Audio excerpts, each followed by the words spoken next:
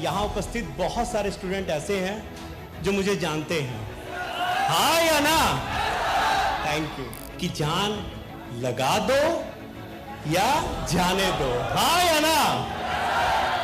कबीरदास ने भी कहा है कि धीरे धीरे सब मना, धीरे सब कुछ होए, माली सींचन 100 घड़ा, ऋतु आए फल होए। और ऐसे ही प्रयागराज को आईएएस की फैक्ट्री नहीं कहा जाता है। चाहिए तुम लोगों का जज्बा, तुम्हारा मेहनत, बाकी मार्गदर्शन तो हम लोगों का होगा ही होगा। कुछ बताना है। हिंदी माध्यम कितने बच्चे हैं?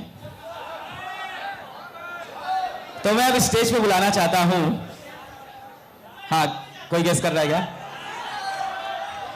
हिंदी माध्यम के बच्चों के लिए मैं स्टेज पे बुलाना चाहता हूं ऋषि जैन सर को। ऋषि जैन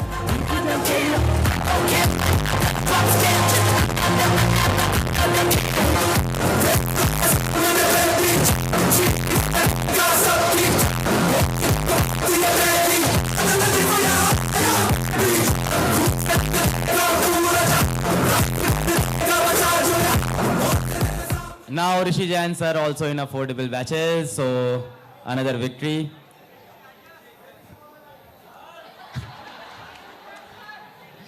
मजाक सर, over to you. हाँ मैं जानता हूँ।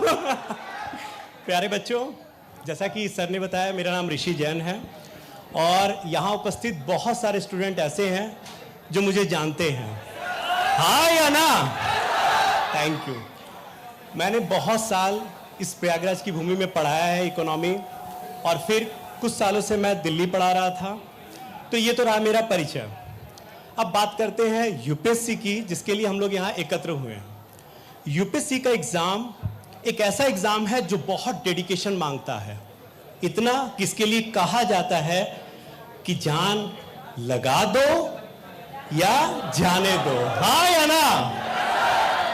यूपीएससी का सिलेबस बड़ा है, इसलिए इसकी तैयारी में थोड़ा समय लगता है। अगर एक स्टूडेंट अच्छे मार्गदर्शन, धैर्य और संयम से लगातार प्रयास करे, सही मार्गदर्शन से, तो उसे सफलता अवश्य मिलती है।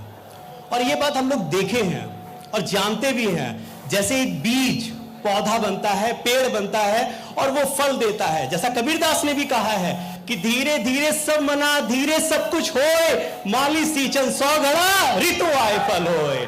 तो ये है ही है यूपीएससी। और वैसे भी मुझे समझ में नहीं आ रहा है कि मैं ये बात प्रयागराज में इन बच्चों के सामने बोल क्यों रहा हूं।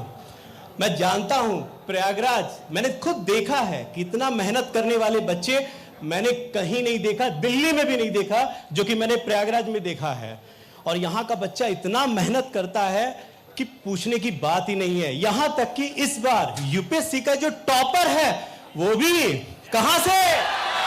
प्रयागराज से। और ऐसे ही प्रयागराज को आईएएस की फैक्ट्री नहीं कहा जाता है भाई, यहां पर तुम लोग हो, इसीलिए। और तुम लोग अब ये ठान लो, ये मान लो कि वो वक्त आ गया है कि हम लोग हिंदी मीडियम और प्रयागराज का गौरव वापस दिलाएंगे। और इसीलिए यहां एकत्र हुए हैं।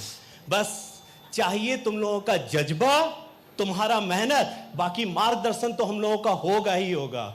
और मैंने हमेशा कहा है तुम लोगों से, सपना ऐसा देखो कि उसको पाने की इच्छा इतनी प्रबल हो, इतनी प्रबल कि मैं हमेशा कहता क्या हूं कि सुबह उदास होगी, शाम उदास होगी, सफेद कपड़ों में लिपटी मेरी लाश होगी।